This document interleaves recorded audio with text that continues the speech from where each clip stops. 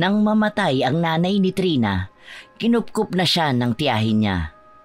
Buong akala niya, minamahal siya ng mga ito at tinuturing na isang tunay na anak. Bilang ganti sa pagkupkop sa kanya, siya ang kumakatawang kasambahay na ginagawa ang lahat ng iuutos sa kanya. Ngunit isang gabi, may mabigat na pagkakasalang nagawa sa kanya ang tiyuhin niya. Inangkin nito ng sapilitan ang kainosentehan niya. Sabay pa sa pagpayag ng tiyo niya na ipagamit ang katawan niya sa kainuman nito. Dahil sa labis na galit, pumayag si Trina na ipakulam ang tiyo niya para makaganti. Ang paghihiganti ba na ito ang magpapalaya ng galit niya? O ang magdadala sa kanya sa katotohanan tungkol sa tunay niyang pamilya? 7 taon na akong naninirahan dito kina Tia Susan. Simula kasi nang namatay ang aking ina, walang ibang kamag-anak ang gustong kumupkup sa akin. Tanging sila Tia lang ang nagtiyaga sa akin. Sila lang ang pamilya ko, ang nagmamahal sa akin. Nagmamahal sa'yo? Ginagawa ka nga nilang katulong. Hindi naman. Ginusto ko rin naman tulungan sila dahil ang dami na rin nilang nagasto sa akin. Pero hindi naman makatarungan na gawin ka nilang alila rito. Trina! Trina! Asan ka bang bata ka? Andyan ang demonyita mong tiyahin. Aalis na ako. Trina! Ano bang tinatayo-tayo mo riyan sa labas? Anong oras na wala ka pa rin nilulutong hapunan? Nilikom ko lang po ang mga sinampay. Magluluto na po dapat ako eh. Ang akala ko po kasi mamaya pa kayo uuwi. Inutil ka talagang bata ka. Aray! Sandali Tia, masakit po! Ikaw ata ang malas sa buhay ko eh. Natalo ko sa sugal dahil sa'yo. Tama na po! Ang sakit na po ng sa bunot nyo! Kung may aampon lang sa iyong ibang kamag-anak, ibinigay na kita. Puro kamalasan lang ang dala mo sa buhay namin. Parehas kayo ng nanay mong malas. Susan, tama na yan. Paano pa makakapagluto yan? Mamaya magkasakit pa yan, lalo tayo mahirapan. Kumukulo talaga ang dugo ko kapag nakikita kita. Inutil! Malas! Mag-asikaso ka na nga at baka mapatay pa kita. Opo, Tia. Pinulot ni Trina ang mga damit na nahulog niya dahil sa pananabunot sa kanya ng tiyahin niya. Nang maitabi niya ito, nagsimula na siyang magtungo sa kusina para magluto ng hapunan. Matapos magluto ni Trina, balak na niyang tawagin ang tiyuhin at tiya niya. Ngunit sandali siyang nakaramdam ng takot nang makita ang Tiyo Mando niyang nakatingin sa kanyang katawan. Nariyan na po pala kayo, Tiyo Mando. Tatawagin ko na sana kayo para maghapunan eh. Dalagang-dalaga ka na, Trina. Ang ganda ng hubog ng katawan mo. May nobyo ka na ba? Lasing na naman po yata kayo, Tiyo. Ang swerte siguro ng lalaking makakauna sa'yo. Ano po bang sinasabi niyo? Tatawagin ko na lang po si Tia Susan para po makakain na tayo. Tia Susan! Tia Susan, kakain na po tayo! Nag-uusap pa tayo, Trina. Hindi na po kasi maganda lumalabas sa bibig niyo. Bakit? Hindi ba pwedeng humahanga lang sa'yo? Ang ganda mo kaya. Ang ganda pa ng katawan mo. Ano pong ginagawa niyo, Tiyo? Amoy alak po kayo. Trina, luto na ba ang hapunan? Kanina pa ako nagugutom. Opo, Tia. Nakahanda na po ang hapunan. Salamat po at nandito na kayo. Tatawagin ko na po sana kayo eh. Mamaya ka sa akin. Nandito ka na pala, Mando. Nakitagay lang ako kila Pare Berto. Umuwi na rin ako para makakain. Para sabay-sabay tayong maghapunan. Nakahain na po lahat. Mamaya na lang po ako kakain. Kailangan ko pa pong ayusin ang mga damit. Magtutupi pa po ako. Mamaya na yan. Kumain ka na at baka nagugutom ka na rin. Umupo ka na riyan bago pa magbago ang isip ko at pagkaing baboy pa ang ipakain ko sa'yo. Sige po. Oo nga pala. Aalis ako mamaya at baka bukas na ako ng umaga makauwi. Ayoko may mga kalat dito sa bahay, ha? Saan po kayo pupunta? Babawiin ko mga natalo ko dahil sa kamalasan mong dala. Baka umagahin kami sa sugalan. Ayoko umuwi na wala man lang makain dito. Baka malagas ko lang yung buhok mo. May iwan po ako rito?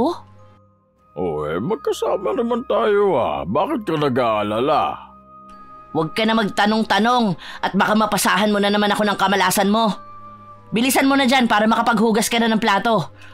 Pakainin mo rin ang mga aso Ayoko na makarinig ng kahit na anong reklamo. Opo tiya, pasensya na po. Nang matapos ang hapunan, naglinis na rin si Trina sa kusina. Narinig niya rin na nagpapaalam ang kanyang tiya sa asawa nito. Sumasabay sa malamig na hangin ang nararamdaman ni Trina sapagkat may kakaibang hatid na babala ang gabing ito sa kanya.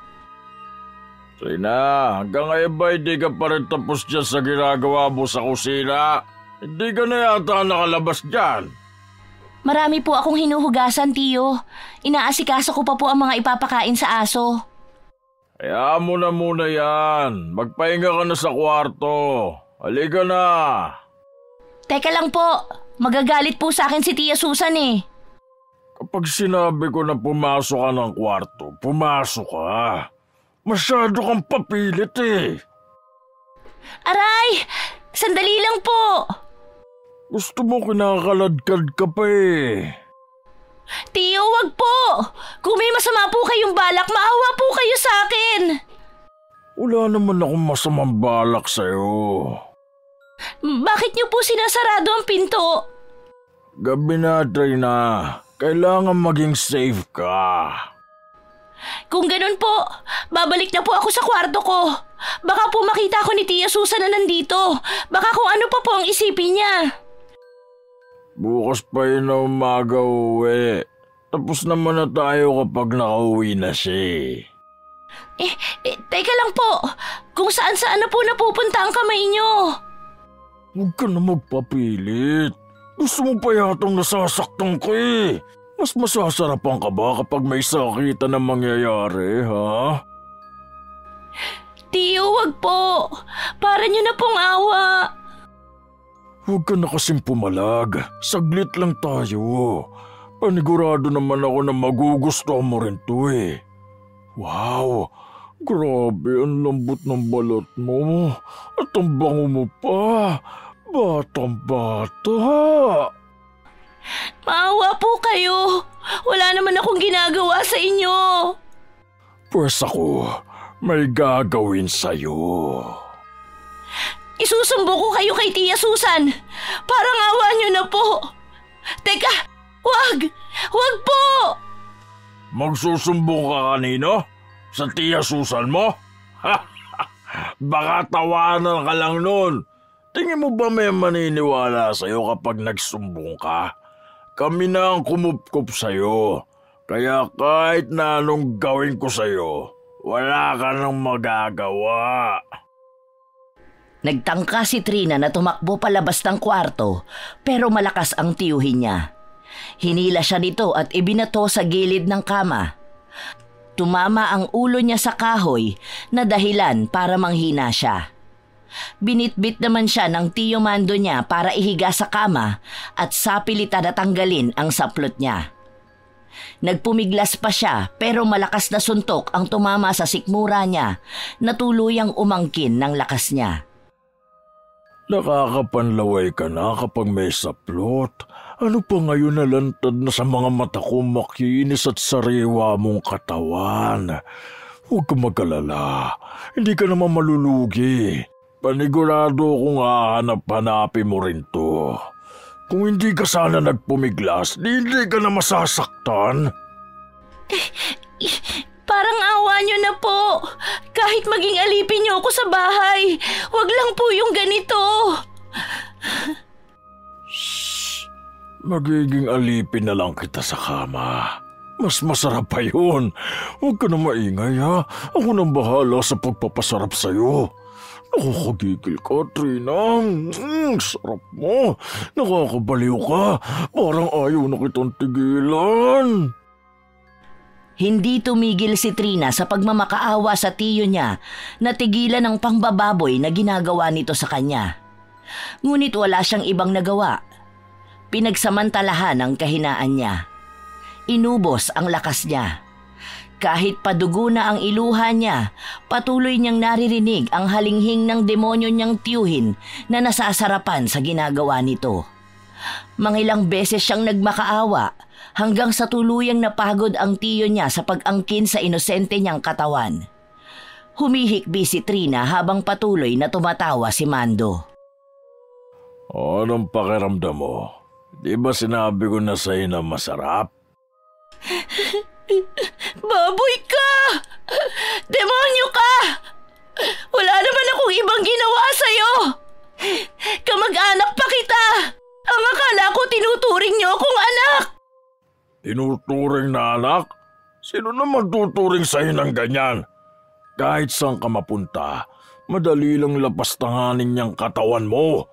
Pasalamat ka pa nga na ako nakauna sa'yo eh. Sana pinatay mo na lang ako.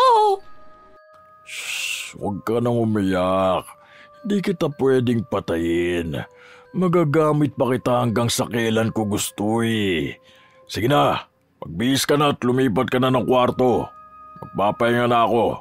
Huwag kang maingay umiyak ha. Alam ko naman na nagustuhan mo rin eh. Walang hiya ka! Demonyo ka! Dahil sa panghihina ni Trina, nakalabas siya ng kwarto na nadadapa-dapa pa. Hindi lumuluha ang mga mata niya, ngunit sa kalooban niya ay may galit na sumasabog. Para itong bulkan na nagliliyab. Naging mabuti naman akong tao. Pero bakit ganito ang ginawa sa akin? Iningatan ko ang sarili ko, hindi para babuyin lang at pagtawanan. Ano bang mali sa akin? Bakit ganito ang kapalaran ko? Kinabukasan, nakatulala si Trina sa labas ng bahay. Gumagalaw ang kamay niya sa pagwawalis, ngunit hindi ang diwa niya. Baka sa mga mata niya ang pamumugto. May mga iilan ding kapitbahay na nakakapansin sa kanya na nagsimula ng bulong-bulungan. Iha, anong nangyari sa'yo? Ayos ka lang ba? Kanina ko pa napapansin na tulala ka riyan. May mga iniisip lang po ako. Ano ba ang nangyari kasi? Parang kagabi narinig ko na may umiiyak. Ikaw ba yon? May napanood lang akong nakakaiyak po. Sige po, kailangan ko na po maglinis ng bahay. Siya nga po pala, may naitabi akong pagkain para sa inyo. Salamat. Kung kailangan mo ng tulong ko, huwag ka magdadalawang isip na sabihan ako ha. Sige po. Nang maiabot ni Trina ang pagkain sa matanda, pumasok na siya para matapos ang ilang gawaing bahay. Sa pagpasok niya, sakto naman na nakita niya ang tiyuhin niya na may hawak na alak. Napahinto siya at nakaramdam ng takot, habang ang tiyo Mando niya ay napangisi na may pang-aasar. Bumabalik sa utak ni Trina ang kahayupan na ginawa nito sa kanya. Ang dumi na ng tingin niya sa kanyang sarili. Mukhang masarap ang tulog mo ah. Sinong makakatulog sa kahayupang ginawa mo? Nasaan na ang pagkain? Nagugutom na ako. Pagsilbihan mo na ako. Total na paligaya naman kita kagabi. Hayop ka talaga! Isusumbong kita! Sasabihin ko lahat kay Tia ang mga ginawa mo sa akin! Ang tapang ah. Bakit hindi mo subukan? Sisiguraduhin kong makukulong ka! Umalis sa harapan ni Trina si Mando na tumatawa at halatang walang pagsisisi sa kanyang ginawa. Dahil dito ay mas lalong namuo sa puso ni Trina ang galit na nararamdaman niya. Lumakas ang puwersa ng galit na yon. Ilang sandali lang din ay narinig ni Trina ang boses ng tiya Susan niya na tumatawa. Trina! Nasaan ka na? Tia, mabuti po narito na kayo. Nanalo ako sa sugal. May pagkain na ba? Mukhang naging maganda ang gabi ko. Tia, may nais po sana akong sabihin sa inyo eh. Tungkol naman saan? Kung lalayas ka mamaya, siguraduhin mong nagawa mo na ang mga gawaing bahay mo. Huwag ka ring magtatagal sa labas. Baka kung sino-sino lang din ang kikitain mo ha. Baka mabalitaan ko na lang na buntis ka. Hindi po yan, tiya. May nangyari po kagabi. Oh, andito na pala ang asawa kong napakaganda at mahal na mahal ko. Kumusta naging laro mo kagabi, ha? Alam mo ba na nanalo ako? Nakabawi ako at ang laki pa ng naipanalo ko. Nanghihingi nga sila ng balato sa akin pero hindi ako nagbigay. Ang kapal naman ng mukha nila. Oo nga pala. Ano nga pala yung gusto mong sabihin, Trina? May gustong sabihin si Trina? Ano ba yon? Wala po pala. May pagkain na po riyan. Nakapaglinis na rin po ako ng bahay. Oh, ayun naman pala. Tara na mahal ko at mag-celebrate na rin tayo ng pagkapanalo mo. Baka lang may gustong puntahan niya si Trina. Baka may nobyo na yung kikitain. Kung lalabas ka, huwag kang magpapagabi. Siguraduhin mo na hindi ka bubuntisin lang ng lalaki mo at iiwan katulad ng ginawa ng tatay mo sa nanay mo. Tingnan mo, naging sutil at walang kwentang tao ka lang. Opo. Mas nangibabaw ang takot ni Trina na magsumbong ngayon. Lalo pa at alam niya na tunay ang sinabi ng Tio Mando niya sa kanya na kahit anong gawin niya ay walang maniniwala sa kanya, lalo na ang Tia Susan niya. Upang mailabas ang sama ng loob, nagtungo si Trina sa likod ng bahay nila kung saan naroon na ang kaibigan niya. Tinanghali ka na yata makapunta rito. Ano na naman ang pinatrabaho sa'yo ng mga kamag-anak mong halimaw? Teka, namamaga ba ang mga mata mo? Anong nangyari? Sinaktan ka na naman ba? Sana nga binugbog na lang nila ako. O kaya sinaksak para mamatay na. Ano ba yung sinasabi mo? Ano ba kasing nangyari sa'yo? Binaboy ako, Madonna. Ninakaw sa akin ang kainosentihan ko. Ang dumi-dumi ko na. Wala na akong panghahawakan sa sarili ko. Ano? Ginahasa ako ni Tio Mando kagabi. Pinagsamantalahan niya ako. Habang nagmamakaawa ako sa kanya, tuwang-tuwa siyang ginagawa sa akin yun. Para akong baboy na walang halaga sa kanya. Anong ginawa ng tiya mo? Walang ya talaga yung tiyuhin mo.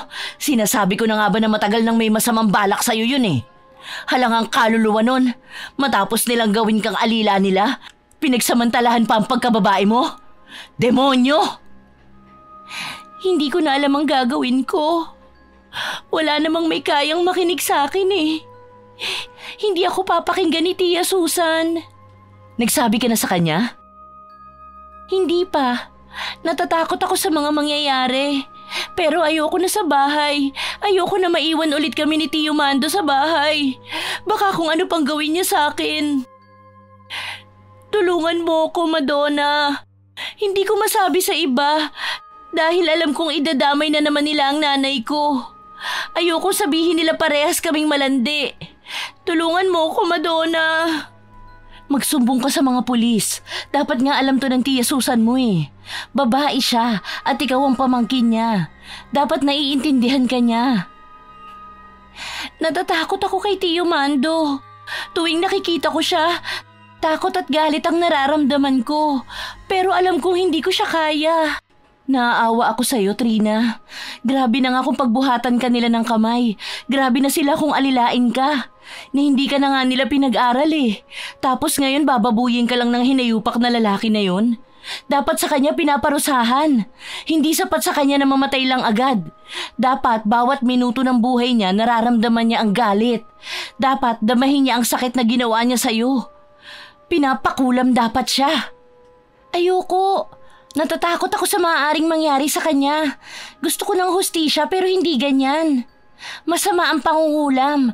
Malaki ang magiging epekto nito sa kaluluwa naming dalawa. Naaawa ka pa sa hayop na yun? Siya ba naawa sa'yo nung nagmamakaawa ka sa kanya? Siya ba nakaramdam ng awa sa'yo nung nakikita kanyang umiiyak? Hindi ko alam, Madonna. Natatakot ako. Susubukan ko munang kausapin si Tia Susan para kung matutulungan niya ako na magsumbong sa pulis. Pag-isipan mong mabuti, Trina. Mas makukuha mo ang kailangan mong hustisya kapag pinakulam mo siya. Mas madadamo pa ang paghihiganti mo. Hindi ko alam. Naguguluhan na ako. Ang gusto ko lang makuha ang hustisya at ang makalayo na sa kanya. Gulong-gulo na ang utak ni Trina. Takot siya sa mga bagay na may kinalaman sa kulam dahil iniisip niyang mapapahamak din maging ang kanyang kaluluwa kung ito ang gagawin niya. Ang nais na muna niyang gawin ngayon ay ang sabihin sa tiya niya ang totoo. Kailangan niyang harapin ang takot niya sa lapastangan niyang tiyuhin. Malapit na maghapon nang umuwi si Trina. Ang naabutan niya lang sa bahay ay ang tiyahin niya. Kaya naglakas siya ng loob para kausapin ito. Tiya, may gusto po sana akong sabihin sa inyo. Tungkol saan yan? Tungkol po kay Tio Mando. Tungkol sa akin? Ano naman ang tungkol sa akin, Trina? Tio Mando? Oh, bakit para namang gulat na gulat ka riyan? Ano bang sasabihin mo? Bakit nadawit pa ang pangalan ng Tio Mando mo? Kasi po si Tio Mando. Aray! Ano ba? Bakit ba hindi mo ayusin yung pagsasalita mo? Naging bobo ka na ba at pati pagsasalita mo hindi mo pa maayos? Ilang sampal pa ba ang kailangan mo? Anong sasabihin mo? Ginahasa po ako ni Tio Mando. Ano? Anong kahibangan ang sinasabi mo, Trina? Ginahasa ako ni Tio Mando kagabi habang wala ka. Binaboy niya ako. Pinagsamantalahan at pinagsawaan niya ang katawan ko. Anong pinagsasasabi mong bata ka?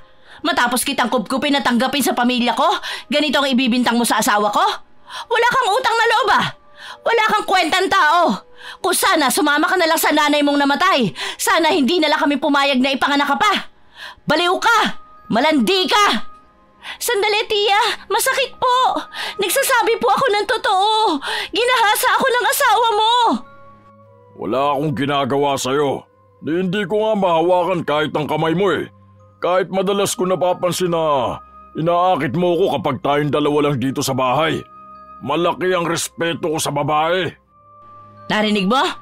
Malandi ka! Inutil! Tandaan mo to, Trina ha. Walang kahit sinong tumatanggap sa'yo. Kahit na sinong kamag-anak natin. Alam mo kung bakit? Dahil anak ka ng demonyo. Anak ka ng demonyo, Trina. Kaya ganyan ka kasinungaling. Dahil ang dugo na bumubuhay sa'yo ay dugo ng demonyo. Simula nang ipinanganak ka, bitbit mo na ang lahat ng kamalasan. Kaya huwag kang umasta na isa kang anghel. Dahil kahit pagbali-balik na rin natin ang mundo, anak ka ng dyablo. Tiya, tama na po. Masakit na po, tiya. Parang awa niyo na po. Nagsasabi po ako ng totoo. Hindi ko po inaakit ang asawa niyo. Siya po ang gumawa ng masama sa akin. Nakikiusap po ako, Tiya Susan. Walang iya ka! Kahit na lumuhod ka pa sa harapan ko, hindi ako maniniwala sa'yo. Hayop ka! Gusto mo pang siraan ang asawa ko? Kami na nagpalaki sa'yo. Nagtrabaho ko para bigyan ka ng makakain at matitiran. Ganito pang igaganti mo? Dapat sa'yo, pinapatay na lang. Tama na po! Nagmamakaawa ako. Ang sakit na po, tiya. Para niyo na pong awa, tigilan niyo na po yan. Tama lang sa'yo to. Tama lang na mapuno ng sugat ang mukha mo at makalbo ka. Malandi ka, di ba? Akala mo ba wala ako napapansin sa'yo? Ngayon gusto mo pang agawin ang asawa ko sa akin? Dahil dyan sa pagbibintang mo? Tiya, nagsasabi po ako ng totoo. Paniwalaan niyo po ako. Tama na po. Nasasaktan na po ako. Halos makalbo na si Trina sa paggupit ng buhok niya. Napupuno na rin siya ng mga galos at may mga dugo nang nanggagaling sa ibang parte ng katawan niya. Dahil ito sa patuloy na pagbugbog sa kanya ng kanyang tiya Susan. Habang ang Tio Mando niya na may ginawang masama sa kanya ay nananatiling nakatayo lang sa gilid. Ginagatungan nito ang galit ni Susan upang sa kanya ito maniwala at hindi kay Trina.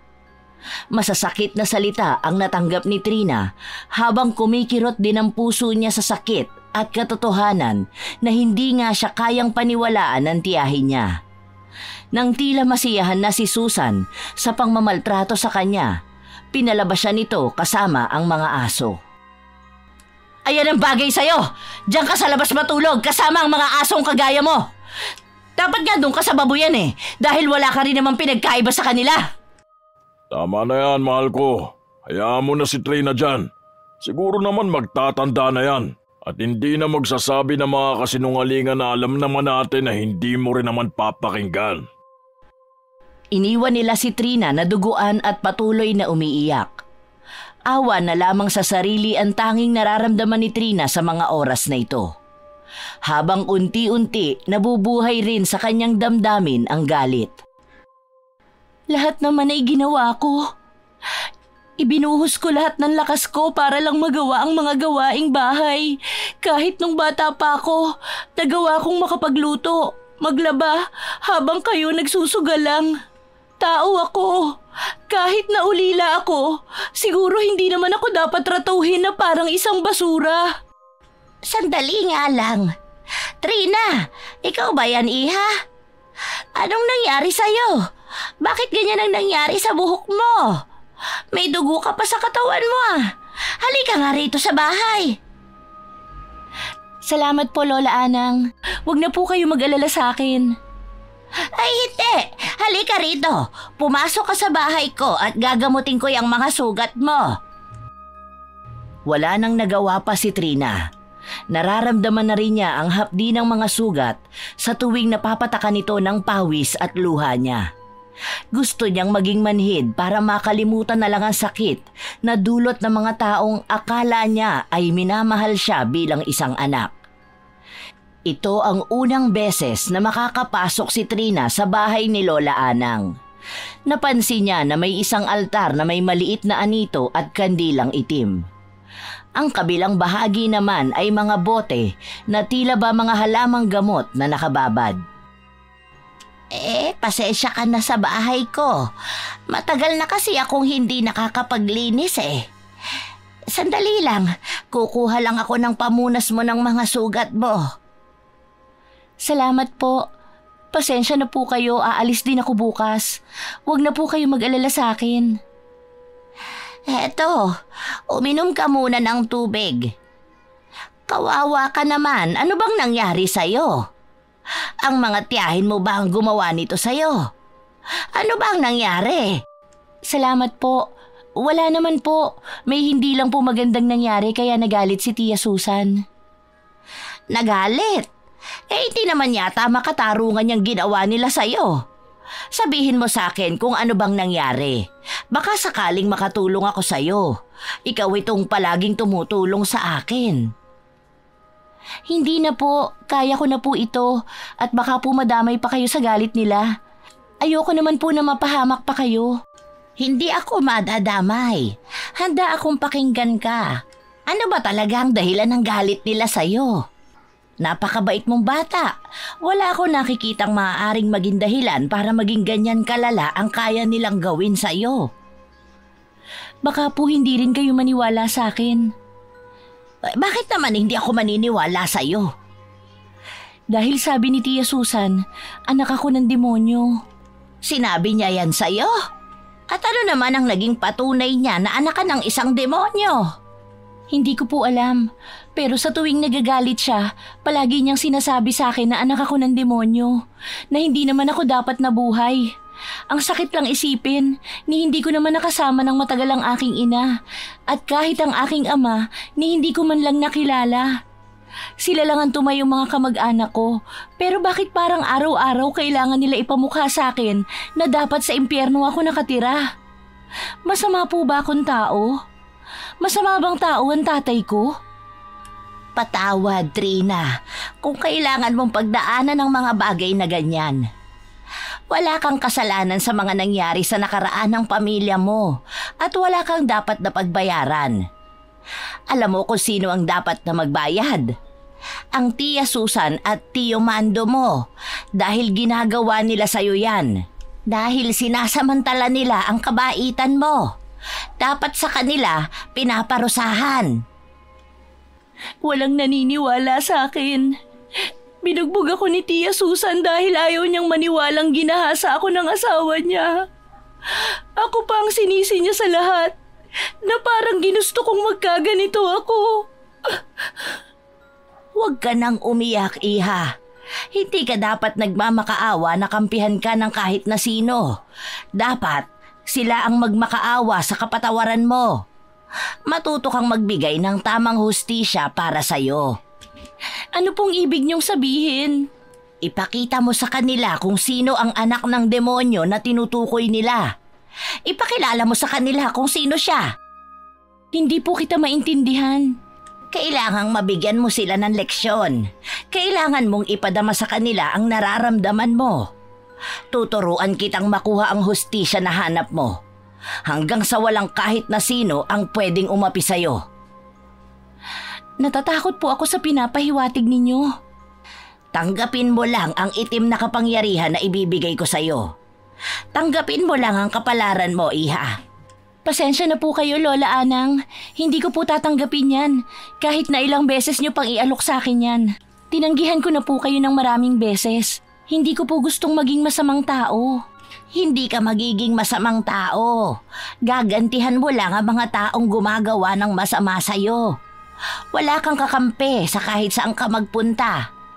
Kung hindi mo sila bibigyan ng leksyon, paulit-ulit lang nilang ipaparamdam sa'yo na wala kang halaga. Pasensya na po. Ayoko po. Pinapahirapan mo lang ang sarili mo, Trina. Nakatadhana na ito sa'yo. Ipinanganak ka para rito, kaya kahit na anong gawin mo, ikaw pa rin ang hahawak nito. Subukan mo lang ng isang beses para malaman mo kung gaano ka masisiyahan sa paghihigante.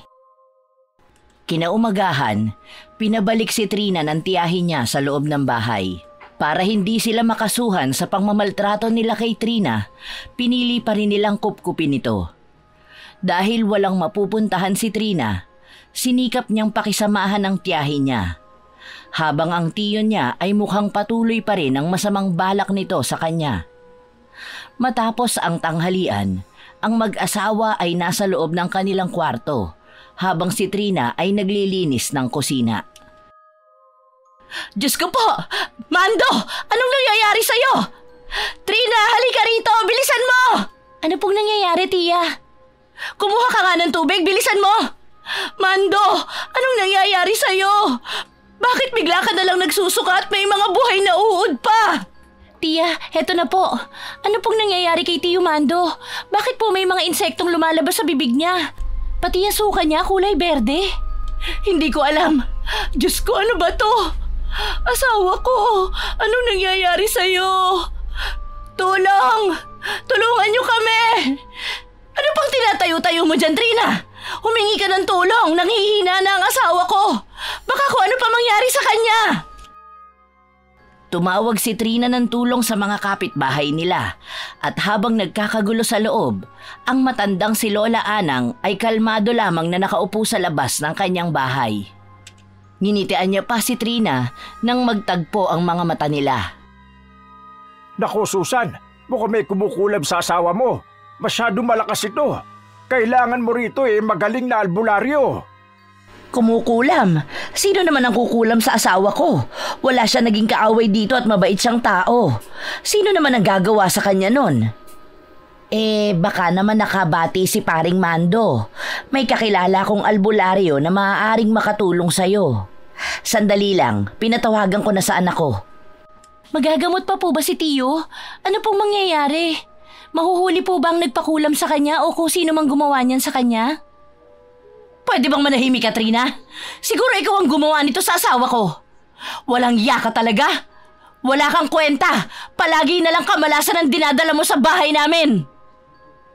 Wala po akong ginagawa, tiya. Hindi ko naman po alam ang tungkol sa mga kulam. Huwag mo nagsisihi na bata. Hindi rin yan makakatulong sa asawa mo. Lumabas ka na muna rito, anak ng demonyo! Sa oras na may mangyaring masama sa asawa ko, ikaw ang mananagot dito! Lumabas ng bahay si Trina dahil sa galit ng kanyang tiyahin. Sinamantala naman niya ang pagpunta kay Lola Anang para kausapin ito. Pumasok si Lola Anang sa bahay niya nang mapansin niyang palapit na sa kanya si Trina. Lola Anang, bakit gano'n ang nangyari? Ang sabi mo hindi naman malala ang mangyayari sa kanya. Hindi naman yon malala, iha. Tatawag na sila ng albularyo. Natatakot na ako. Paano ko malaman nilang may kinalaman ako? Baka patayin na nila ako. Huwag kang mag-alala, Trina. Hindi ikaw ang gumawa, hindi ba? Ako ang gumawa nun sa kanya. Hayaan mong dumating ang albularyo. Ano bang gusto mong gawin natin? Idamay din natin ang gagamot sa kanya. Naku, wag na po Lola Anang. Naaawa po ako kay Tio Mando.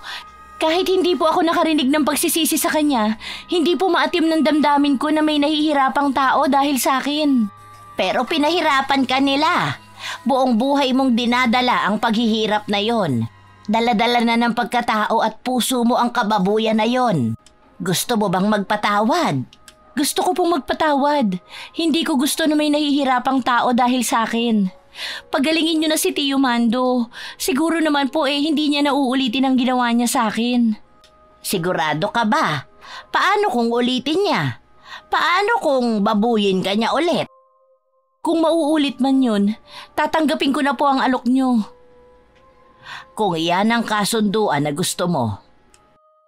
Dumating ang albularyo habang si Trina ay nasa labas ng bahay at nakikinig sa mga naging usapan sa loob. Narinig niya na may binabanggit na klase ng lamang lupa ang albularyo na gumawa nito kay Mando. Para maging maayos na si Mando, kailangan nilang mag-alay ng buong manok sa likod ng bahay. Sa araw din na yon ay ginawa ito ni Susan.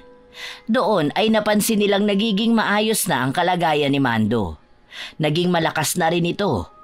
May tuwa na nararamdaman si Trina, ngunit hindi pa rin naaalis ang pangamba sa kanya na paano kung tama ang sinabi sa kanya ni Lola Anang, na ang kasalanan na ginawa ng isang taong hindi nagsisi ay maaaring maulit sa mas malala pang pangyayari.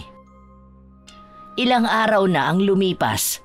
Naging maayos si Mando at tila ba hindi nakakaramdam ng panganib si Trina. Ngunit patuloy pa rin siyang umiiwas sa maaaring mangyari. Ang akala ni Trina ay nagbago na ang Tio Mando niya at hindi na ito uulit na galawin siya.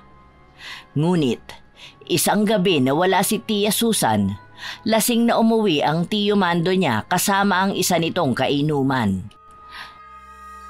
Trina, nasa ka ba? Ano pong kailangan niyo, Tio? Katatapos ko lang po napakainin ng aso. Lasing na naman po kayo. Tingnan mo, halika. Hindi ba ganda ng batang to? Hindi lang maganda. Masarap pa. Nakakabaliw nga eh. Sayang at hindi napapadalas ang alis ng asawa ko. Tama ka nga pare. Batang-bata. Ito ba yung pinagmamalaki mo sa inuman? Ikaw ang nakauna sa kanya? Sadali lang po. Ano pong ginagawa niyo, Tio? Sino po siya? Sandali, bitiwan niyo po ako. Maawa na po kayo sa akin. Pumapalag naman pala pare. Akala ko pa naman magandang regalo ngayong birthday ko to. Manahimik ka na kasi.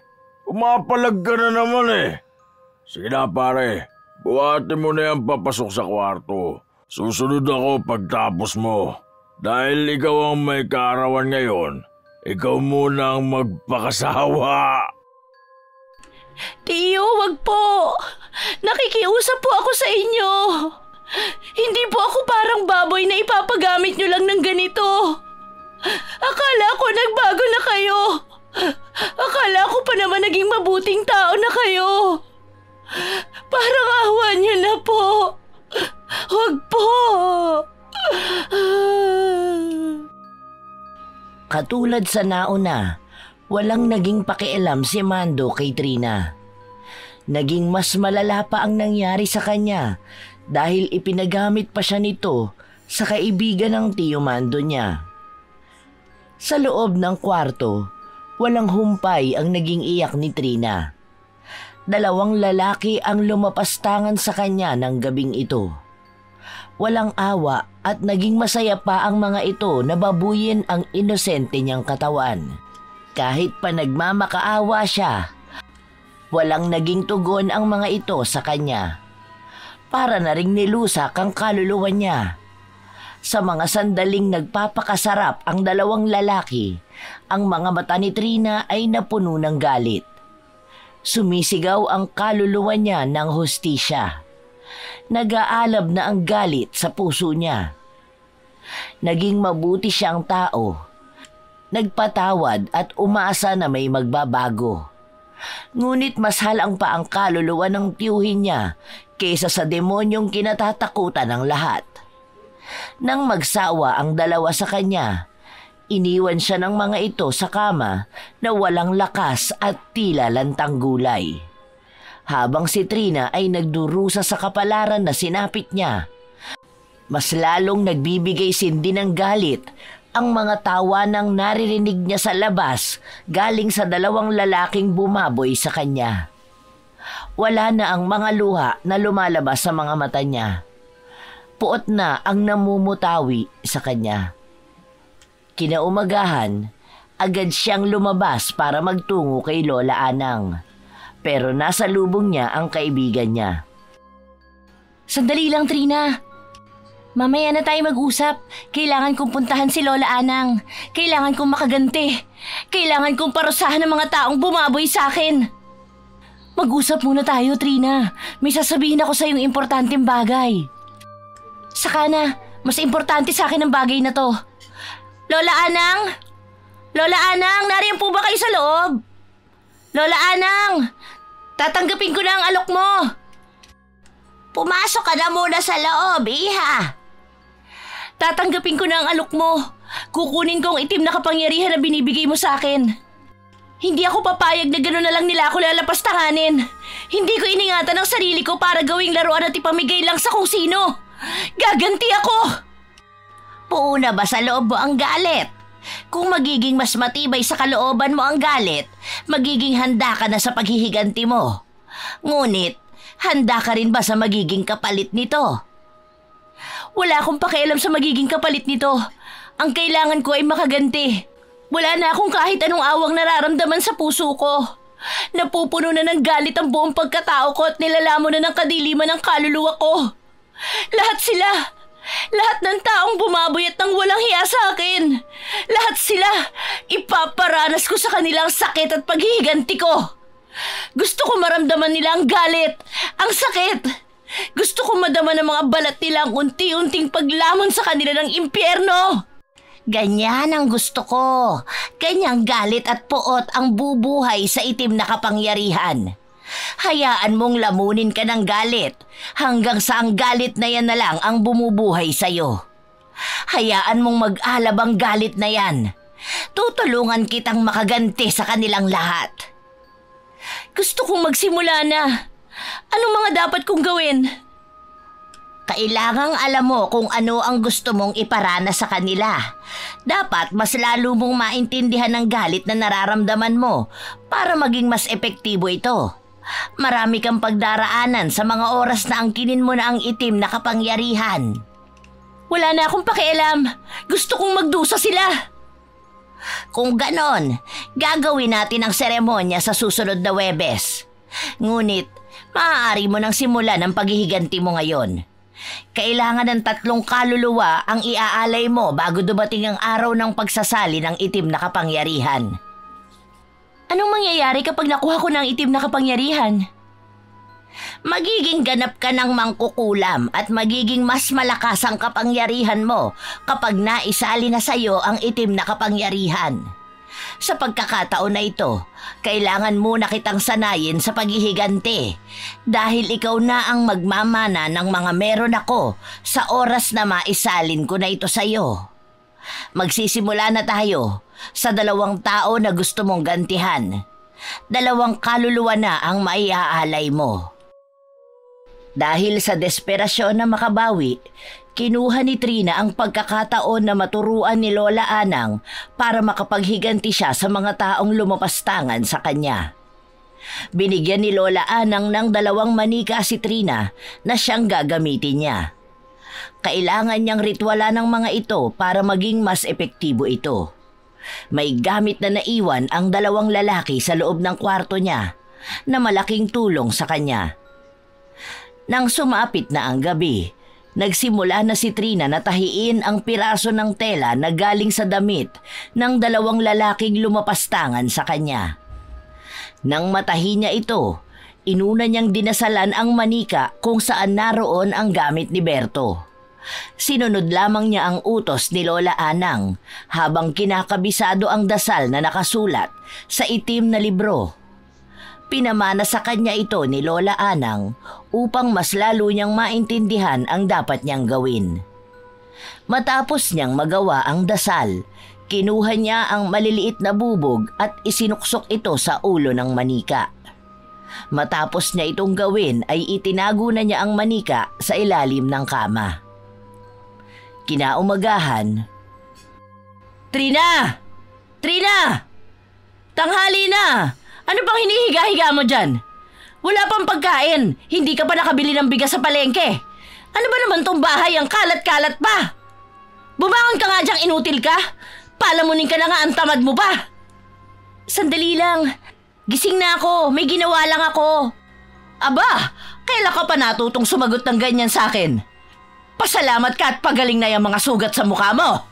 Kung hindi, dadagdagan ko pa yan lalo. Lumabas ka na. Nagugutom na ako." "Eto na po." "Huwag kang kukupad-kupad. Malilintikan ka talaga sa akin." Lumabas si Trina ng bahay. Nakasalubong niya ulit si Madonna at nagpresenta ito na samahan na siyang bumili sa palengke. Habang naglalakad sila, nadaanan nila ang tumpok ng mga tao na tila may pinag-uusapan.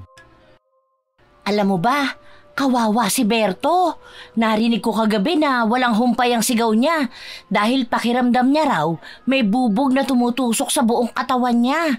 Tapos, kanina lang may maliit na bubog na lumalabas sa balat niya, sumasabay sa pawis." "Ay, siyang tunay pala ang bali-balita. Ano naman kaya ang nangyari sa kanya? Baka katulad yan ng kay Mando nung nakaraan. Hindi ba nakabati rin si Mando?"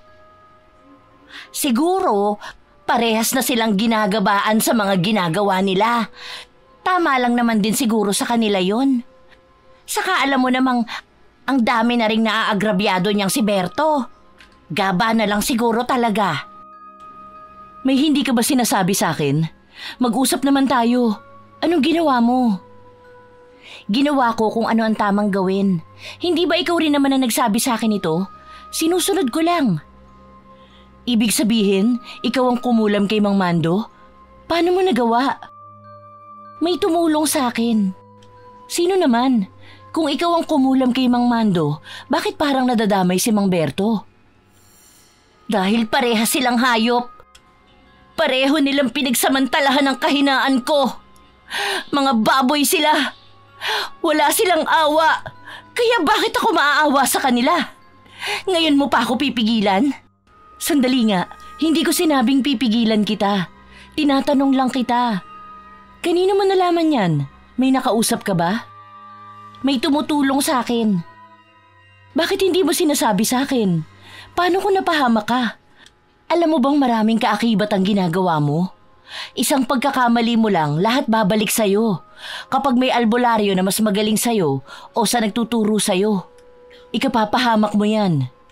Oo, nando na ako na makakaganti ka, pero may tamang proseso sa ganyan." "Pwede ba, Madonna? Kaya ko na ang sarili ko. Hindi na ako ang Trina na nakilala mo. Hindi na ako magkakaroon ng awa o magdadalawang isip. Sa'yo ko unang narinig to, at para makaganti sa mga hayop na yon, kahit pagbenta ng kaluluwa ko sa demonyo, gagawin ko. Kaya ko to at alam ko ang ginagawa ko." "Naririnig mo ba ang sarili mo, Trina? Nagsisimula ka palang nilalamon ka na ng kasamaan." "Oo, inaamin ko na sa akin nagsimula ito. Galit na galit ako sa kanila. At sinabi kong dapat sa kanila, damahin nila yung sakit hanggang sa mamatay sila. Pero hindi sa paraan na ginagawa mo ngayon. Ikaw na ang nakasanla dito. Kaluluwa mo ang ipinapalit mo. Hindi na kita maintindihan, Madonna. Hindi ko alam kung kakampi kita o hindi. Huwag mo akong pakialaman dahil wala kang alam sa nangyayari sa akin. Ibigay mo sa akin ang mga ibinigay niya sa'yo." "Tumigil ka na, Madonna. Ibibigay ko sa'yo ang gusto mo kapag natapos na ako sa kanilang lahat. Kapag naialay ko na ang kaluluwa nila, makakamtam ko rin ang hustisya." Iniwan ni Trina ang kaibigan niya. Wala na siyang handang pakinggan sa mga panahon na ito. Tila ba nasakop na ng kadiliman ang kanyang pagkatao. Ang alam lang niya, kailangan niyang higitan pa ang sakit na ibinigay sa kanya ng mga taong nanakit sa kanya. Sa oras na magawa niya ito, alam niyang magiging matapang na siyang ipagtanggol ang sarili niya sa mga taong mananakit sa kanya. Ngayon na nararamdaman mo na ang sakit, oras na siguro para isagad pa natin to. Kailangan mong maramdaman ng pagmamakaawa na walang kahit na sinong tao ang handang damayan ka. Para malaman mo kung anong demonyo ang binuhay ninyo. At ikaw, Mando, tingnan natin kung kakayanin mo ang mga gagawin ko sa'yo. Damahin mo ang galit ko. Kahit dugo pa ang iluha mo, wala nang kapatawaran sa mga sakit na dinulot ninyo. Kinaumagahan, maagang nagising si Trina para magluto ng almusal. Naabutan niya ang tiyo Lando niya na nakaupo sa sofa at mukhang may iniinda ito. Ang tiyahin naman niya ay hindi mapakali sa pag-aalala. Lumapit si Trina na may dalang tubig, ngunit may ngisi sa labi niya. Uminom muna kayo ng tubig, Tia Susan. Parang kanina pa po kayo hindi mapakali. Paanong hindi ako mapapakali? Hindi kami nakatulog kagabi. Bakit po? Ano po bang nangyari? May maingay po ba? Paano itong tiyo mo? Ang daming masakit sa kanya kagabi. Hindi ko na nga alam kung anong nangyayari sa kanya. Ang sabi niya parang humihiwalay ang balat niya sa laman niya. Tapos bigla na lang sumasakit ang mata niya na parang mahuhulog. Hindi ko na alam.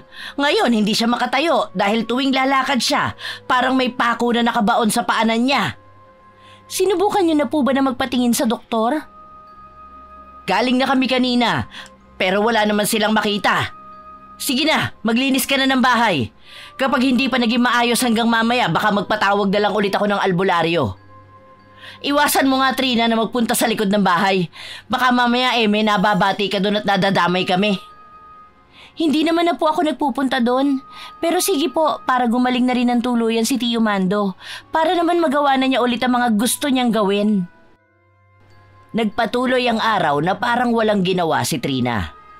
Nang malapit na ang hapon, sinimulan ulit ni Trina ang ritual sa loob ng kwarto niya. Inuunti-unti niyang nilalagyan ng mga matatalim na bagay ang dalawang manika. Para sa ganitong paraan ay maging dahan-dahan din ang sakit na maramdaman ng mga taong gumawa ng masama sa kanya. Ilang sandali pa, narinig niya ang pagtawag sa kanya ni Susan. Kaya agad niyang naitago sa ilalim ang manika. Trina! Trina! Halika nga rito sandali! Ano po yun, Tia? Ang sakit! Para na ako mamamatay sa sakit! May mga lumalabas pang bubog sa mata ko! Hindi ko na ito kaya! Bantayan mo ang tiyo mo. Susunduin ko lang ang albularyo. Bilisan mo, mahal! Dahil ko pa ang pinapatay ng paulit-ulit! Sandali lang.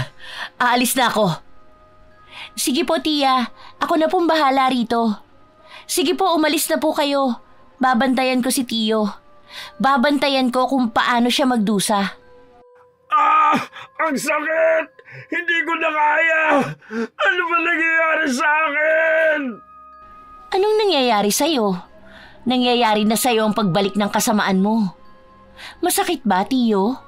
Ninanam na mo na ba ang kuko ng demonyo na bumabaon sa balat mo? Kinakaskas ba nito ang bawat laman mo? Sariwang nilalamon ng uod ang buong katawan mo? Masarap, hindi ba? Anong ginawa mo sa akin, anak ka ng demonyo ka? Sinasabi ko na nga bang ikaw may pakana nito sa akin eh! Wala na akong pakialam kung anak ako ng dyablo o ako na mismo ang dyablo na yun. Ang gusto ko lang, mas lalo mong maramdaman kung anong sakit ang pinaranas mo sa akin. Damahin mo ang bawat segundo ng sakit hanggang sa tuluyan kang lamunin ng kadiliman. Hintayin mo na lang ako sa impyerno, Tio Mando. Hindi ko na kaya sakit na ito, Trina. Parang awa mo na. Hirap na ako. Itigil mo na to. Hindi! Naririnig mo ba ang sarili mo? Naririnig mo ba yung pagmamakaawa na yan? Ang sigaw na yan? Ang mga luha na yan? Hindi ba't mas una mong nakita sa akin yan? Pero anong ginawa mo? Naging masaya ka pa lalo. Sa mga hiyaw ko at pakiusap ko, naging musika pa yun sa tenga mo. Ganyan kahayop yun, Tio Mando. Ganyan kalala. Kaya ang mga tuwa na nakikita mo sa akin ngayon, ganito rin ang tuwa na nararamdaman mo noon, hindi ba? Hindi ko na kaya! Ang sakit na! Napaatras si Trina matapos na unti-unting napunit ang balat ni Mando. Umalingasaw ang masangsang na amoy ng nabubulok na laman. Mula sa mga bitak na balat, umaagos ang dugo kasabay ang ilang mga uod na tila kumain ng laman ni Mando. Patuloy na sumisigaw si Mando sa sakit. Nakakapangilabot ang sigaw na ito, ngunit mas masarap sa pakiramdam ang hatid nito kay Trina. Wala nang natira pang awa sa kanya. Mas masarap pagmasdan ang pagmamakaawa ng taong lumapastangan sa kanya.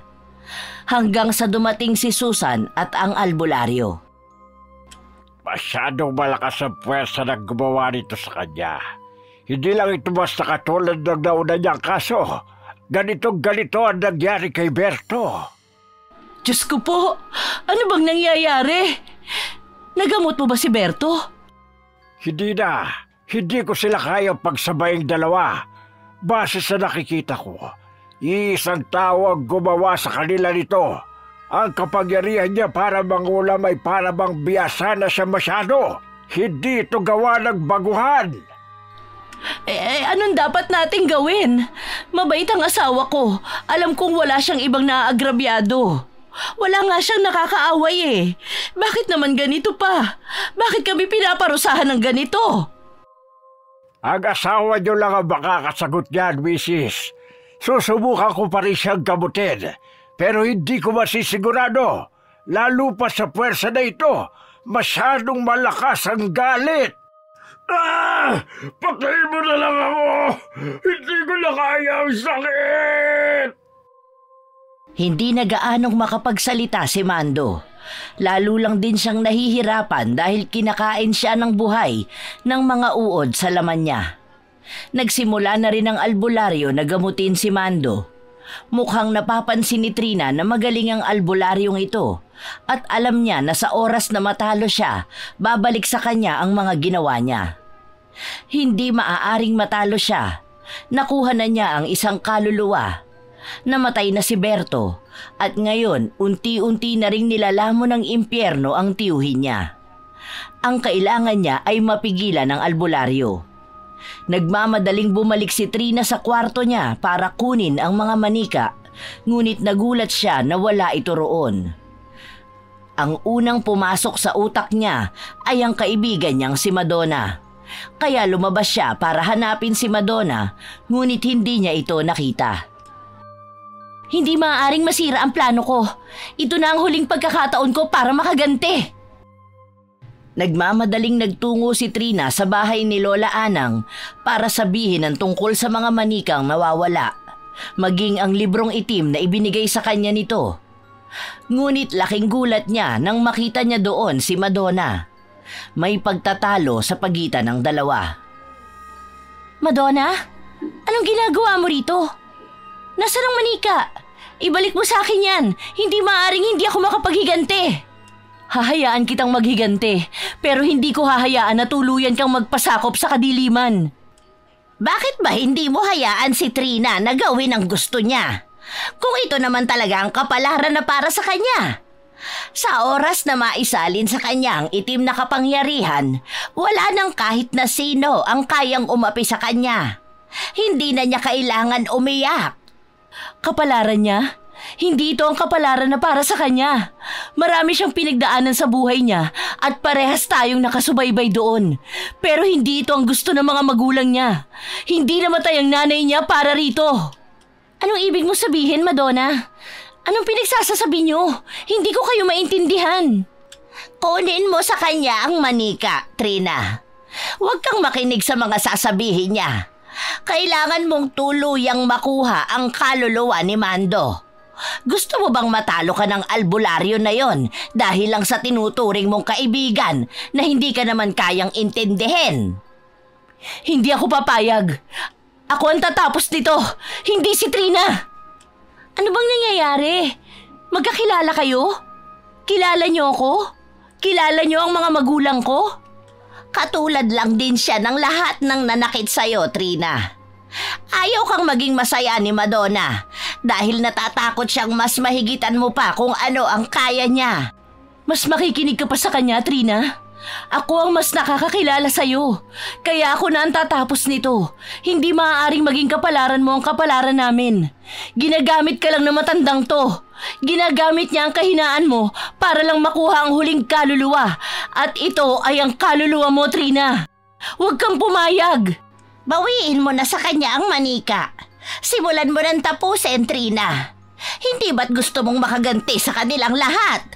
Bakit ka makikinig sa isang tao na sarili lang niya ang iniisip niya? Tandaan mo, Trina, nagsimula ka na. Huwag mo hayaang iba ang tumapos dahil sa oras na matalo ka, hanggang sa huli ikaw lang din ang kawawa. Habang masaya sila pagkaligtas nila, nagdurusa ka sa parusa na kapalit nito. Naguguluhan na si Trina sa desisyon na gagawin. 2 tao ang paulit-ulit na nagsasalita sa tabi niya. Hindi na nito alam kung may dapat siyang pakinggan o kung sino ba sa kanila ang tama.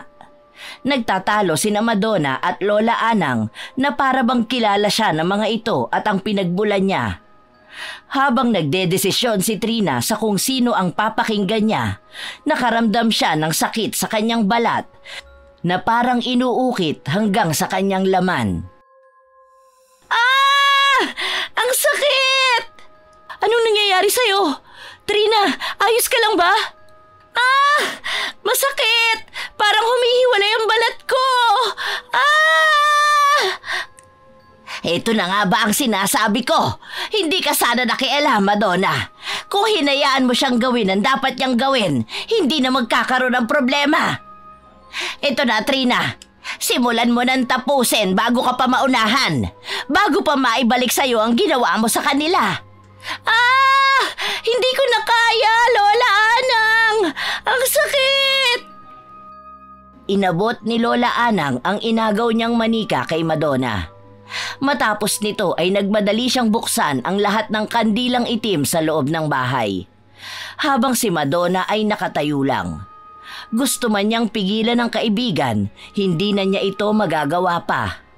Ang magagawa na lang niya ay ipakita kay Trina kung ano ba ang tamang gawin at sabihin sa kanya ang tunay na pinanggagalingan ng kakayahan niyang ito.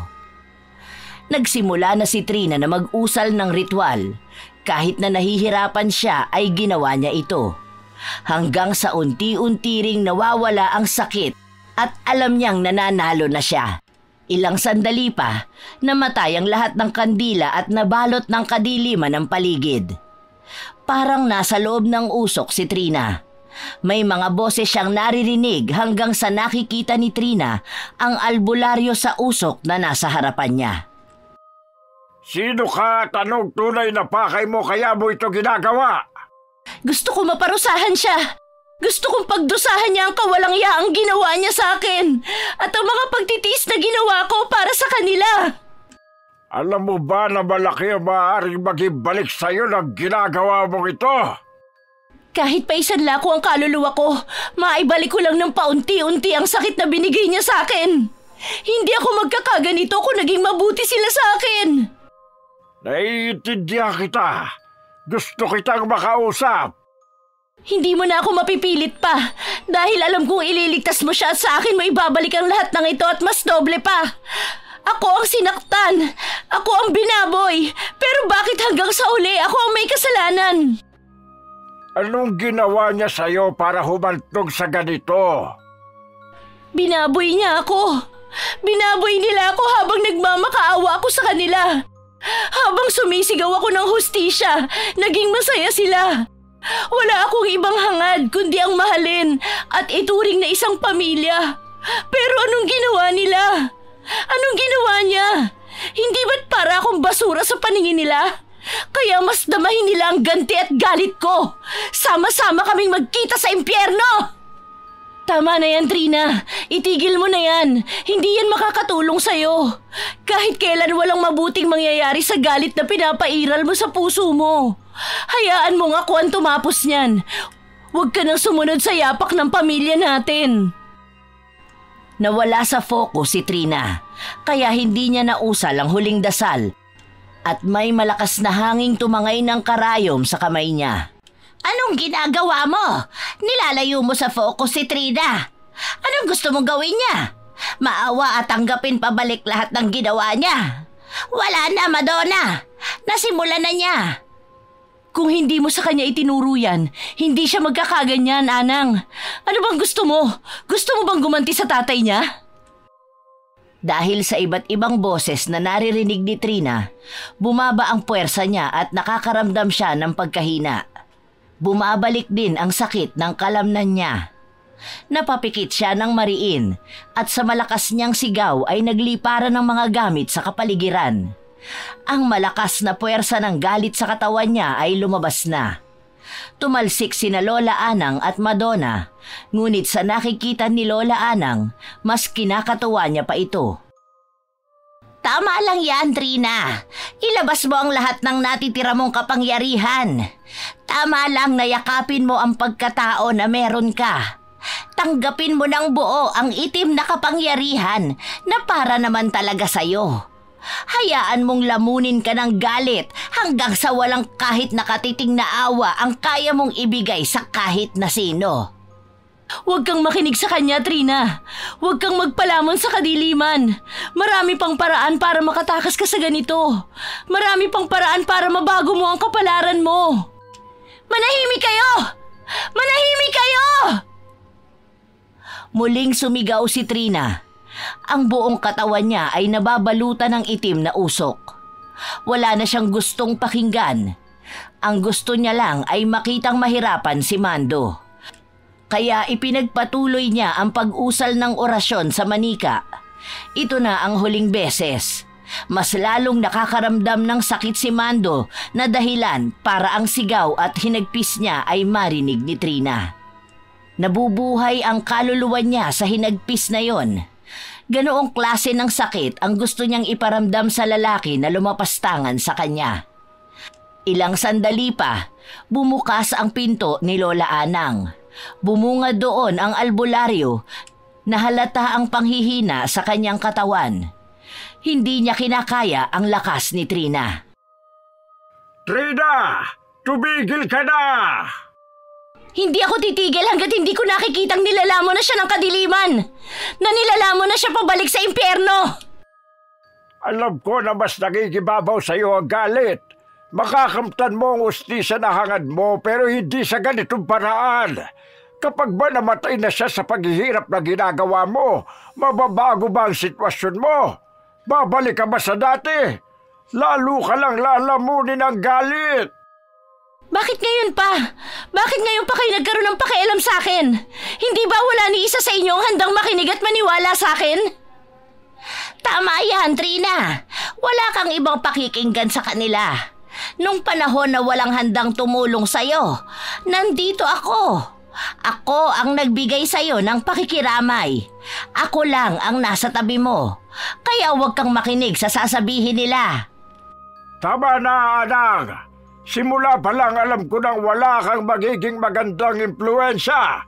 Kaya kay tinakwil ng pamilya mo. Wala kang alam. Tinutulungan ko si Trina na alamin ang tunay niyang pagkatao.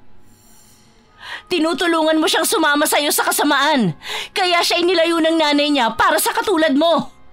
Trina, makinig ka sa amin.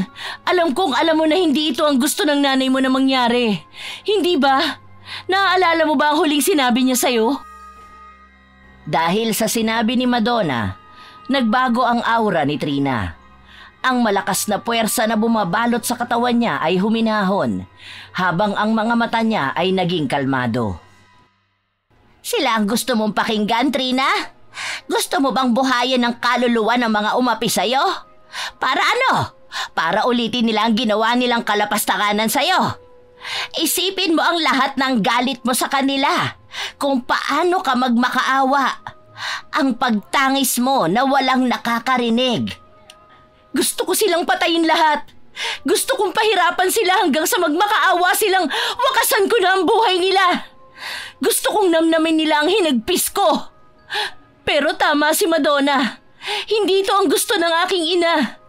Naaalala ko ang sinabi niya sa akin noon na kahit anong galit at paghihirap, maaari akong lumaban ng patas kahit na hindi patas ang tingin ng mundo sa akin. Pero iba ang sitwasyon mo ngayon, Trina. Hindi ka ba naaawa sa sarili mo? Pinagsamantalahan ka nila. Hindi patas ang mundo sa mahihina, kaya huwag kang maging mahina. Narito ako para sa'yo. Bakit? Nasaan ba ang mga magulang mo? Nasaan ang tatay mo? Hindi ba wala sila rito? Wala sila para tulungan at damayan ka. Tanging ang kapangyarihan lang na ito ang magiging kasama mong lumaban sa mundong talo ang mahina at lumalaban ng patas. Dahil sa sinabi ni Lola Anang, bumabalik ang galit sa puso ni Trina. Maging siya ay naguguluhan na, ngunit mas nangingibabaw sa pandinig niya si Lola Anang. Tama para sa kanya ang mga sinasabi ng matanda. Tumayo si Trina habang bitbit nito ang manika at sa kabilang kamay niya ay ang karayom. Iniamba niya ito na itatarak sa dibdib ng manika. Gusto ko pang makita ang paghihirap mo. Gusto kong mas maramdaman mo palalo. Pero gusto ko nang tapusin ang buhay mo. Ikaw ang dahilan ng lahat ng mga naging pasakit ko. Ikaw ang dahilan ng pagkasunog ng kaluluwa ko. Kaya hindi ko nahahayaan na mabuhay ka pa. Tama na, anak! Natigilan si Trina sa pagtarak ng karayom sa dibdib ng manika matapos niyang marinig ang boses ng albularyo. Agad siyang napatingin dito. Marahan itong lumakad palapit sa kanya. Patawarin mo ko, anak. Hindi ko maamin sa iyo ang totoo. Niloloko mo ba ako? Huwag kang magpadala sa nararamdaman mo, Trina. Huwag kang magpapadala sa mga kasinungalingan nila. Tunay ang sinasabi niya, Trina. Pati ikaw, alam mo? Sa lahat ng mga sinasabi ko sa'yo, alam mo kung sino ang tatay ko? Kung sino ang demonyo na sinasabi ni Tia Susan na tatay ko? Bakit hindi mo sinabi? Nakita mo na, Trina. Wala sa kanila ang kakampi mo. Ako lang ang kakampi mo. Ako lang ang nakakaintindi sa'yo. Marami silang nilihim sa'yo. Kaya huwag mo silang pakinggan.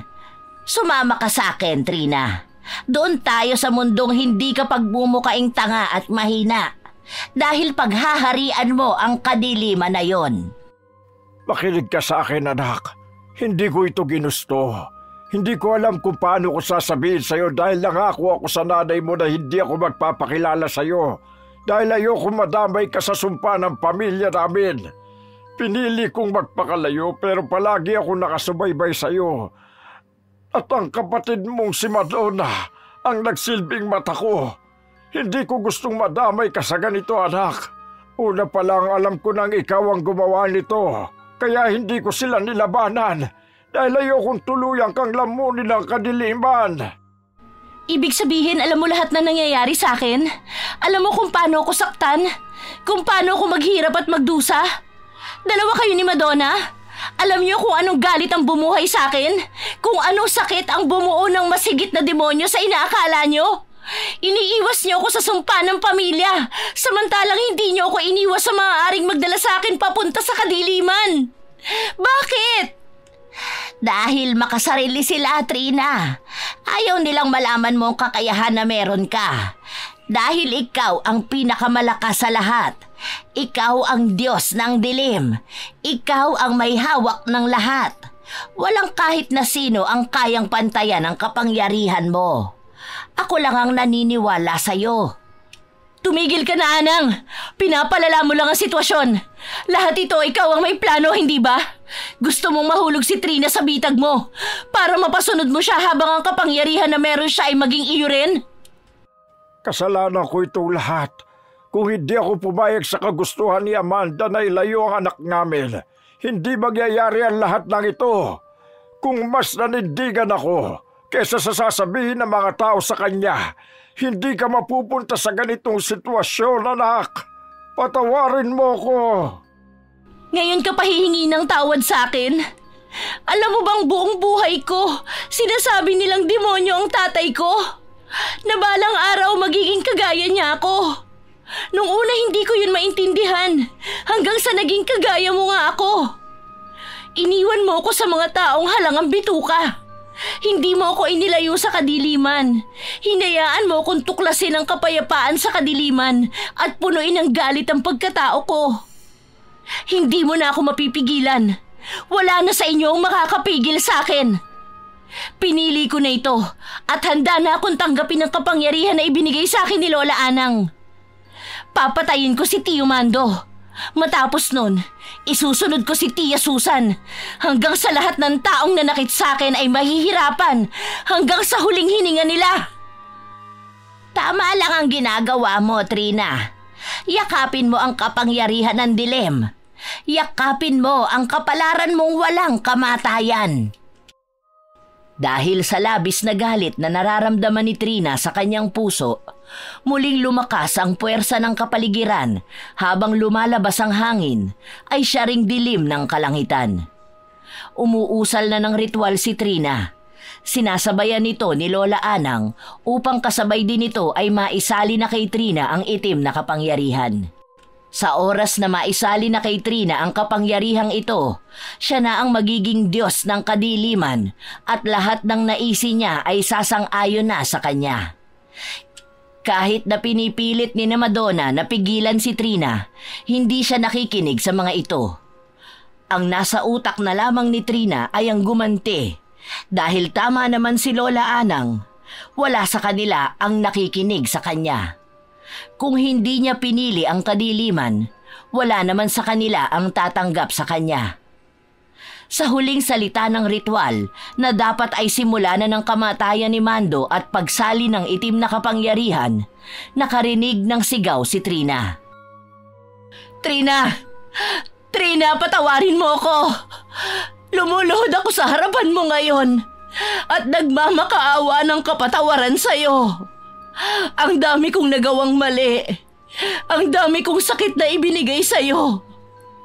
Patawarin mo ako at patawarin mo kami ng asawa ko. Hindi kita masisisi sa galit na nararamdaman mo. Pero ayokong tuluyan kang lamunin ng galit na kami naman ang bumuo. Patawarin mo ko, Trina. Patawarin mo kami. Nakita ni Trina ang Tia Susan at Tio Mando niya na kahit nahihirapan ay nagawang magpunta sa kanya at lumuhod para humingi ng tawad. Patawarin mo ako, Trina. Napakalaki ng kasalanang nagawa ko sa iyo. Malaking pagkakamali ang magpatalo sa isipan. Patawarin mo ako. Pinapangako ko sa iyo na matapos ito, handa akong sumuko para sa hustisya na hangad mo. Kahit habang buhay pang pagkakakulong ay ipataw sa akin. Huwag mong hayaan na masira ang buhay mo dahil sa pagkakasala ko sa iyo. Patawarin mo kami, Trina. Ano pang hinihintay mo, Trina? Ituloy mo na! Ituloy mo na ang dapat mong gawin! Huwag kang makinig sa kanila! Tumigil ka na, Anang! Ako na ang tutuloy ng dapat matagal ko nang itinuloy! Nagkaroon ng laban sa pagitan ng albularyo at ni Lola Anang. Sa pagitan nilang magpinsan, para bang lahat ng galit na matagal na ipon ay lumabas. Masyadong malakas si Lola Anang dahil siya ang huling may hawak ng itim na kapangyarihan.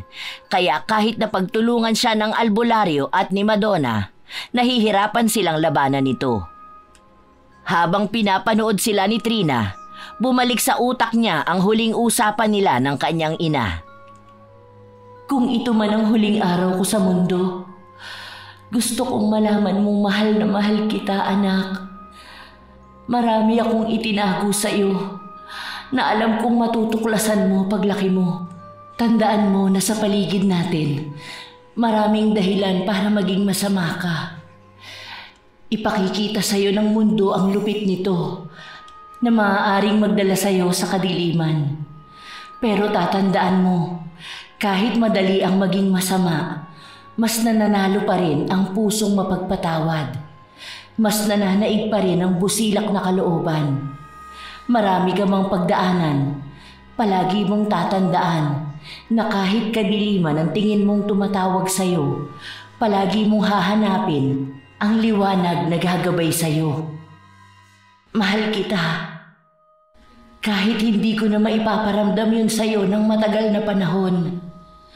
Hanapin mo kung sino ka talaga at kung ano ba ang tunay na para sa'yo.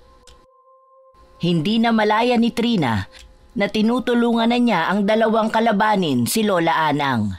Hindi pa niya gamay ang kapangyarihan na meron siya. Ngunit para bang ang puso na niya ang nagtuturo sa kanyang gawin kung ano ang tama. Napakampante siya sa paghihiganti sa tulong ng kadiliman. Ngunit ngayon, para bang ang alaala ng kanyang ina ang nagbubukas ng liwanag sa kanyang kaisipan na kailangan ng kanyang puso. Sa huli, mas nanaig sila kaysa kay Lola Anang. Kasabay ng pagbagsak ni Lola Anang ay ang pagliliwanag ng kapaligiran. Bumagsak si Trina at nawalan siya ng malay. Nang magkaroon ng malay si Trina, ang unang bumungad sa kanya ay ang kanyang kapatid na si Madonna. Gising ka na pala, Trina. Kumusta na ang pakiramdam mo? May masakit ba sa'yo? Kailangan mo ba ng tubig? Nasaan ako? Narito ka na sa bahay. Ang ibang gamit mo nakuha ko na rin. Totoo ba ang mga sinabi niyo? Totoo ba na magkapatid tayo? Natatay ko ang albularyo na yun? Oo, Trina. Kaya pasensya ka na kung hindi man lang kita natulungan noon. Kung alam mo lang kung gaano ko kagustong tulungan ka. Hindi ko rin maamin sa iyo ang tungkol sa ating ama dahil ipinangako ko sa iyong ina na hindi mo ito malalaman. Hindi ko naman alam na mapapasama pa pala yun. Nakausap mo ang nanay ko noon? Oo. Sa katunayan may sulat siyang ibinigay sa akin noon na itinago ko. Ang sabi niya, ibigay ko sa iyo ang sulat sa oras na lumabas na ang kakayahan mo at maaaring ikapahamak mo. Dala ko ito kahapon, hindi lang ako nagkaroon ng pagkakataon na ibigay sa iyo. Sandali, ito ang sulat oh. Mahal kong anak, alam ko na sa oras na mabasa mo ito, alam mo na rin ang lahat. Natuklasan mo na kung ano ba ang lihim ng pamilya ng tatay mo. Huwag kang magalit sa kanya na itinago niya ang sarili niya sa'yo. Ako ang may gusto nun. Dahil ayokong magaya ka sa kung ano ang nakagisnan nilang buhay. Ngunit alam kong hindi ko maitatago sa'yo ng mahabang panahon ang lihim na ito. Dahil kahit anong gawin ko, lalabas pa rin ang kakayahan mo pagdating sa panggagamot. At sana, magamit mo ang kakayahan na ito sa kabutihan at palagi mong tatandaan na hindi ito para sa kasamaan. Maging mahusay ka sa larangan na ito upang matulungan mo ang iba at huwag sana umabot sa punto na ikaw ang maging dahilan ng pagdurusa ng iba. Hindi ko na nasusubaybayan ang paglaki mo, ngunit alam kong lumaki kang tama. Sana huwag mo sisihin ang iyong ama sa mga bagay na namana mo sa lahi nila. May magandang dulot ang lahat ng bagay. Hindi mo man mahanap ang sagot sa ngayon, ngunit alam kong maiintindihan mo ito balang araw. Gusto kong maging masaya ka sa landas na tinatahak mo, anak ko. Ang dami ko palang pagkakamali na nagawa. Munti ka na ako magpalamon sa kadiliman. Ang akala ko kasi yun lang ang magiging kakampi ko, na ang galit lang ang maaaring maging kalakasan ko. Lahat tayo'y dumating sa punto na yan, anak. Sinusubok tayo ng mundo para sa kakayahan na mayroon tayo. Maiwan ko na muna kayo. Gusto kong humingi ng tawad sa iyo. Kung saan na kinuha na kita noong bata ka pa, nailayo na kita sa masasakit na bagay na nangyari sa iyo.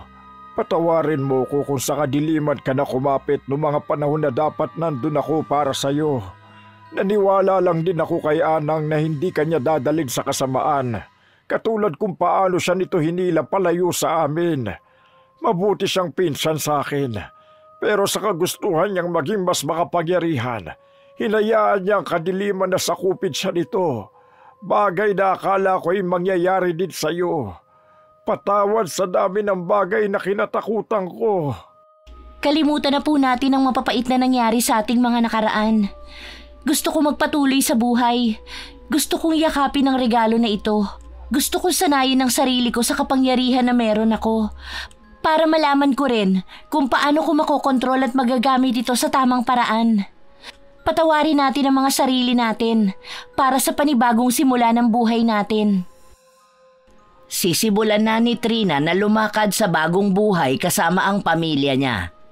Nagpatawad siya sa mga taong gumawa sa kanya ng masama para palayain ang puso niya sa kahit na anong galit ng nakaraan. Katulad ng ipinangako ng kanyang tiyo Mando, sumuko ito sa kapulisan at inamin ang pagkakamaling nagawa niya, habang si Susan ay ganun din. Pareha silang nakakulong at pagdudusahan ang pagkakamali na ginawa nila. Iniisip na lamang ni Trina na isang bangungot ang nangyari sa kanya. Isang panaginip na hindi na niya dadalhin sa kinabukasan. Ito na ang panibagong yugto sa buhay ni Trina. Sisikapin niyang maging mabuti sa kabila ng maraming kasamaan. Mamumuhay siya ng masaya at masagana.